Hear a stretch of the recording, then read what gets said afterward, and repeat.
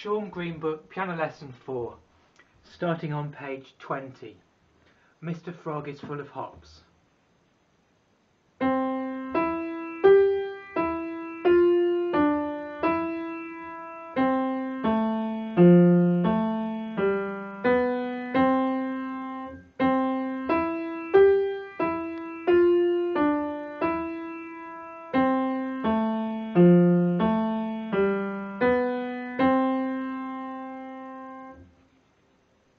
You'll find that in the pieces now in the Green Book,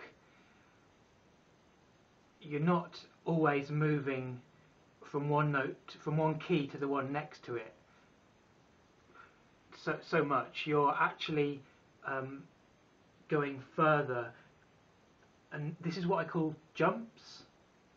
So when you go from C to E, I'm calling that a jump because it's like you're jumping over the note in between. You're jumping from C over the D to get to the E, and then from the E over the F to get to the G. So jumps of two.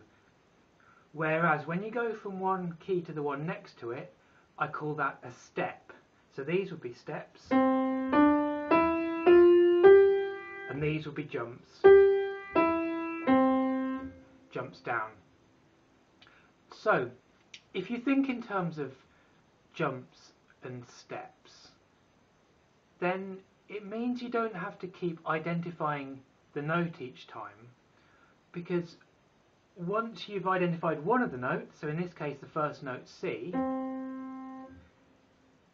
you simply do your jumps and your steps. So we're going C and then jump up again, jump back down, step up, jump down, step up, and then left hand C, jump down, jump back up, step down, and so on and so forth. So that's steps and jumps. And we have plenty of them in the next one as well, porcupines.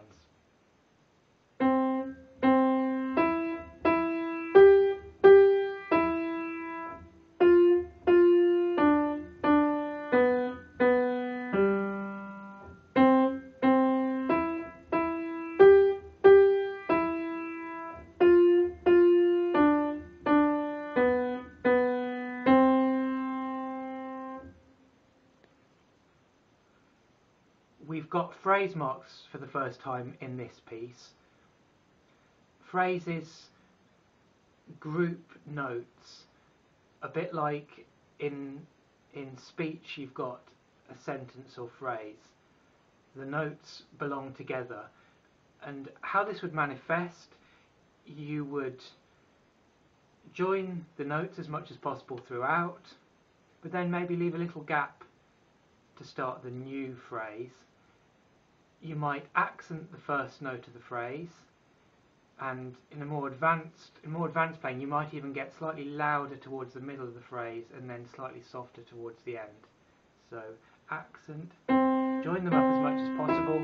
We're going up in volume, then down a bit, then a little gap to the next one, and so on.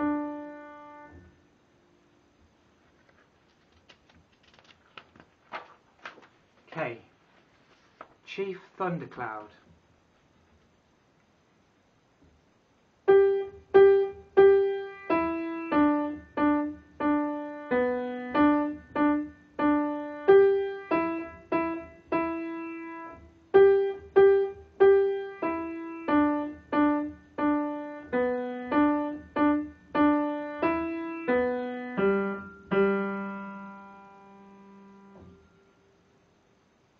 So again, we've got jumps, steps, we've got an even bigger move from the D to the G.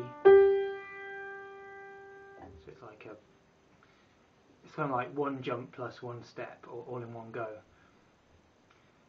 We've got the phrases. Remember to accent a little bit, perhaps the first note of each bar, and this probably takes precedent over accenting the first of the phrase. So in the second phrase in this piece, we start with the B in the left, but then start the new bar in the right,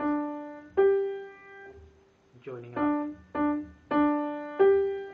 up where possible. The rest have all been filled in this piece for the first time. Just start to be aware of which rest is which. For 1 beat, 2 beats, 4 beats. Yeah, just be aware of those. You don't particularly need to know them at this point, because you can see there's no notes, so you're just not playing. Just remember to take your finger off for the rest. Okay, Gooseberry Goose.